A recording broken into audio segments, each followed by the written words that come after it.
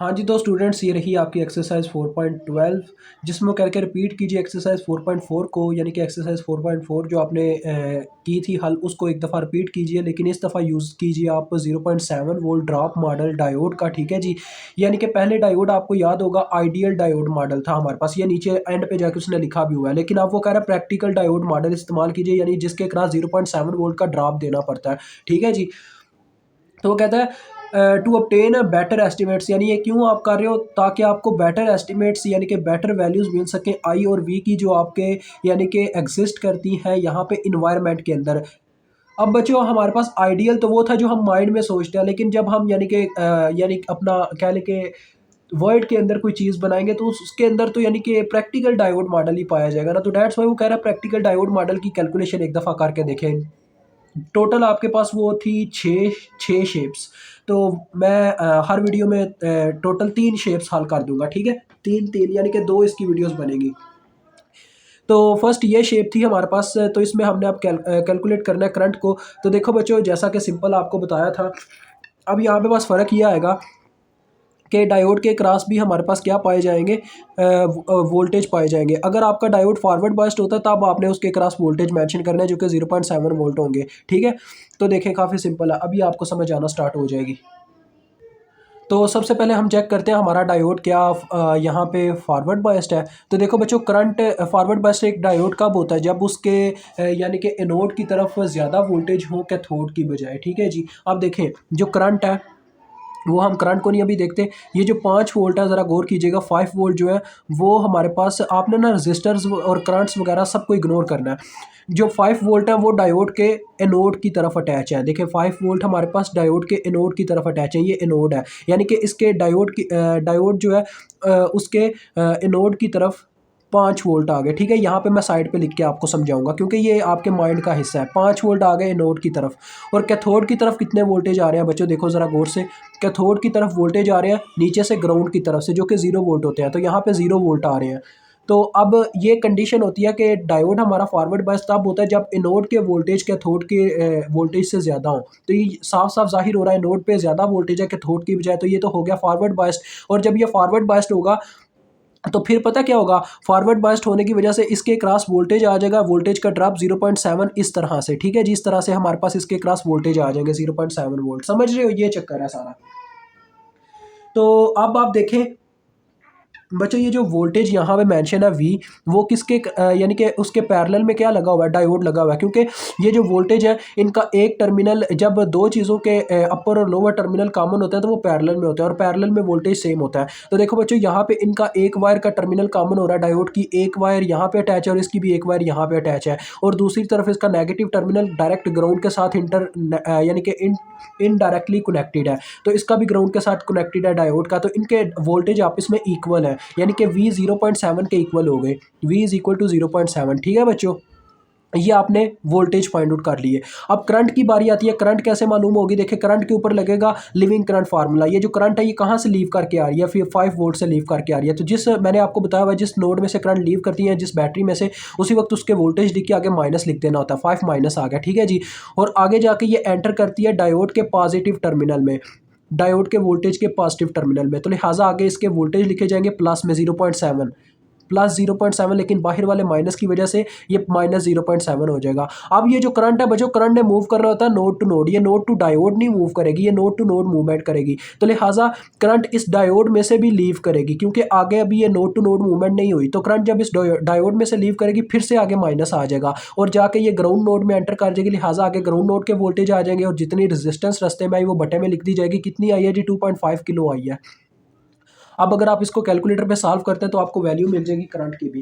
तो मैं अभी आपको करंट की वैल्यू भी निकाल देता हूँ। 4.3 ऊपर बन रहा है अप्रॉक्सीमेटली, और डिवाइडेड बाय 2.5 करना है हमने, किलो ऊपर जाके मिली बन जाएगा। तो ये बच्चों आपके पास आती है 1.72 मिली एम्पेयर। अब मैं इसका दूसरा सर्किट ड्रा करता हूँ बी शेप वाला, मुझे थोड़ा टाइम देंगे, इसके आंसर आ गए। ठीक है जी। हाँ तो स्टूडेंट्स आप देख सकते हैं ये इसकी बी शेप है। अब इसमें भी वही सारा सर्किट यहाँ पे ड्रा हुआ है, लेकिन अभी हमने यहाँ पे 0.7 वोल्ट मेंशन नहीं कर सकते डायोड पे उस वक्त तक जब तक ये फॉरवर्ड बायस नहीं हो जाता, क्योंकि फॉरवर्ड बायस्ड कंडीशन में ही उसके क्रॉस 0.7 वोल्ट का ड्रॉप आएगा। ठीक है, अब जरा गौर से देखिएगा। ये जो करंट है फिर से वही कंडीशन, यानी एनोड पे कितने और कैथोड पे कितने, ठीक है वही बात, लेकिन इस दफ़ा डायोड उल्टा लगा हुआ है। देखो ज़रा, कैथोड उसका ऊपर की तरफ है, ये कैथोड वाली साइड होती है जहाँ पे ये लाइन ऐसे लगी होती है, तो कैथोड के ऊपर आ रहे हैं यहाँ से 5 वोल्ट, यानी अब इस कंडीशन में कैथोड के ऊपर हमारे पास 5 वोल्ट है, ठीक है जी। जबकि इसके एनोड के ऊपर कितने वोल्टेज आ रहे हैं बच्चों, ज़रा गौर से देखो, एनोड वाली साइड ये नीचे वाली साइड है जिसके ऊपर 0 वोल्ट आ रहे हैं। तो अब क्या हुआ है, एनोड के ऊपर जो वोल्टेज है वो कैथोड की बजाय कम है, यानी जब ऐसा हो कि कैथोड के ऊपर वोल्टेज एनोड की बजाय ज़्यादा हो तो कंडीशन हो जाती है रिवर्स बायस हमारे पास डायोड की। तो उस कंडीशन में क्या होता है, आपका diode as a cut off form में वर्क करने लग पड़ता है। कट ऑफ फॉर्म का क्या मतलब होता है बच्चों, कट ऑफ रीजन में चला जाता है, कट ऑफ कंपोनेंट के तौर पे वर्क करने लग पड़ता है। कट ऑफ का ये मतलब होता है कि वो wire as a open circuit के तौर पे रिप्लेस हो जाता है, यानी कि diode as a open circuit के तौर पे ऐसे रिप्लेस हो जाता है ऐसे, ठीक है। ये मैंने आपको ड्रा करके दिखा दिया, ऐसे आपके पास आ जाएगा प्लस माइनस वी, ये हमारा डायोड आ गया ऐसे। तो 2.5 किलो हम, ठीक है, और करंट आपकी वैसे ही फ्लो कर रही है जैसे मेंशन है। अब देखो बच्चों, ये जब एज अ ओपन सर्किट के तौर पर रिप्लेस हो जाएगा, यानी एक ऐसी वायर जो ब्रेक है, टूटी हुई है, तो लिहाजा आपको पता है जब भी वायर ब्रेक हो, टूटी हो, तो करंट फ्लो नहीं कर पाता। यानी अगर आपके चार्जर की वायर कहीं से ब्रेक हो गई है, कहीं से टूट गई है, तो आपका मोबाइल चार्जर पे नहीं लगता। उसकी क्या रीज़न होती है, क्योंकि आपका करंट फ्लो ही नहीं कर पा रहा होता। तो लिहाजा जब करंट फ्लो ही नहीं करेगा तो करंट की वैल्यू जीरो हो जाएगी। तो इस कंडीशन में आपका करंट बच्चों 0 मिली एम्पेयर के इक्वल है, ठीक है जी। और अगर हम इस V की वैल्यू कैलकुलेट करना चाहें तो देखिए काफ़ी सिंपल है। अगर करंट की वैल्यू जीरो है ना, तो लिहाजा इस रजिस्टर के क्रॉस कोई वोल्टेज ड्रॉप नहीं आएगा। टोटल 5 वोल्ट है जो आगे डिलीवर हो रहे हैं दो कंपोनेंट्स को, कुछ यानी कि डायोड को भी और इस रजिस्टर को भी। जब रजिस्टर के क्रॉस वोल्टेज का ड्रॉप आता है तो जितने वोल्टेज बचते हैं ना वो डायोड को मिल जाते होते हैं। अब इस केस में क्या था, 0.7 वोल्ट मिल रहे थे डायोड को, तो यानी पीछे कितने बचते थे, 4.3 वोल्ट, वो मिलने थे आपके इस रजिस्टर को। लेकिन वो हमें कैलकुलेट करने की ज़रूरत नहीं है, हमने बस डायोड के क्रॉस वोल्टेज फाइंड आउट करने हैं। तो लिहाजा इस कंडीशन में क्या है, करंट जब फ्लो ही नहीं कर पा रहा, 0 मिली एम्पेयर के इक्वल है, तो अगर हम इसके ऊपर ओहम्स लॉ लगाते हैं तो ओहम्स लॉ क्या कहता है, V is equal to I R, यानी कि एक रजिस्टर के क्रॉस जब वोल्टेज का ड्रॉप आता है तो उसका फार्मूला होता है आई आर कैलकुलेशन का। अगर आपकी करंट जीरो के बराबर है तो लिहाजा वोल्टेज के बच्चों यानी कि रजिस्टर के वोल्टेज कितने आ जाएंगे, आई आर, ये फार्मूला लगा। आई आपकी अगर जीरो है, रजिस्टर चाहे 2.5 के है, लेकिन इनटू जब 0 मिली पुट होगा तो 0 × 2.5, ये जीरो ही आ जाएंगे। यानी कि रजिस्टर अपने अंदर कोई वोल्टेज नहीं रख पा रहा है, ये इसके क्रॉस 0 वोल्ट है, तो यानी 5 के 5 वोल्ट यहाँ पे डिलीवर हो जाएंगे। तो V की वैल्यू आपके पास आ जाएगी 5 वोल्ट, ठीक है जी। काफ़ी सिंपल है ये भी। अब मैं इसकी सी शेप यहाँ पे ड्रा करता हूँ। हाँ तो स्टूडेंट्स, ये रही इसकी सी शेप, ठीक है जी, जिसके अंदर फिर से वही कंडीशन अब आपके सामने, ये इस तरह से सर्किट उल्टा लगाया गया। अब देखें करंट की डायरेक्शन हो गई है ग्राउंड टू नोड की तरफ, ग्राउंड से बैटरी की तरफ। इसकी क्यों, यानी क्या रीज़न है, क्यों ऐसा हुआ, क्योंकि उसकी वजह ये है बच्चों, देखो कि यहाँ पे ग्राउंड जो है ना, ग्राउंड के ऊपर 0 वोल्ट है, लेकिन जो हमने बैटरी लगाई है वो असल में -5 वोल्ट की है। अब 0 बड़ा होता है या -5 बड़ा होता है, 0 बड़ा होता है। डैट्स वाई करंट की जो डायरेक्शन होती है वो higher potential to lower potential, यानी हाई वोल्टेज से लो पोटेंशियल की तरफ होती है। डैट्स वाई इसकी डायरेक्शन ये हो गई है, ठीक है। ये असल चक्कर होता है। तो अगर अब मैं देखना चाहूँ कि मेरा डायोड क्या है, किस कंडीशन में इस वक्त है, तो वो देखते हैं। अब ज़रा गौर कीजिएगा, -5 वोल्ट, ठीक है जी, और ये ग्राउंड हमारे देखो बच्चों, इस कंडीशन से अगर देखा जाए तो ये जो कैथोड है, कैथोड के ऊपर आ रहे हैं 0 वोल्ट, ठीक है जी। कैथोड के ऊपर हमारे पास है 0 वोल्ट, ओके हो गया। और अगर हम देखें दूसरी तरफ, जी बिल्कुल ठीक जा रहा हूँ। और अगर हम देखें एनोड की तरफ, एनोड की तरफ कितने वोल्टेज आ रहे हैं, -5 आ रहे हैं, ठीक है जी। एनोड के ऊपर है हमारे पास -5 वोल्ट। आप ज़रा देखें इस कंडीशन के अकॉर्डिंग, अब भी एनोड के ऊपर जो वोल्टेज है वो कैथोड की बजाय कम है, क्योंकि माइनस में ये वैल्यू चली गई है। तो एनोड के ऊपर कम वोल्टेज है कैथोड की बजाय, जबकि एनोड के ऊपर जब ज़्यादा वोल्टेज होते हैं कैथोड के बजाय, तब जाके वो किस फॉर्म में होता है, वो होता है फॉरवर्ड बायस्ड फॉर्म में, ठीक है, यानी कि फॉरवर्ड बायस्ड रीजन में। लेकिन ये इसका उल्टा कर देगा, फिर से इसको रिवर्स बायस्ड बना देगा, और रिवर्स बायस्ड में आप सभी जानते हैं किस फॉर्म में हो जाएगा, ये सर्किट इस फॉर्म में चला जाएगा। यहाँ पे ओपन सर्किट आ जाएगा, क्योंकि एज अ ओपन सर्किट के तौर पे हमारा डायोड बिहेव करता है रिवर्स बायस्ड कंडीशन में, तो ये ओपन सर्किट के तौर पे बिहेव करना स्टार्ट हो गया, ठीक है।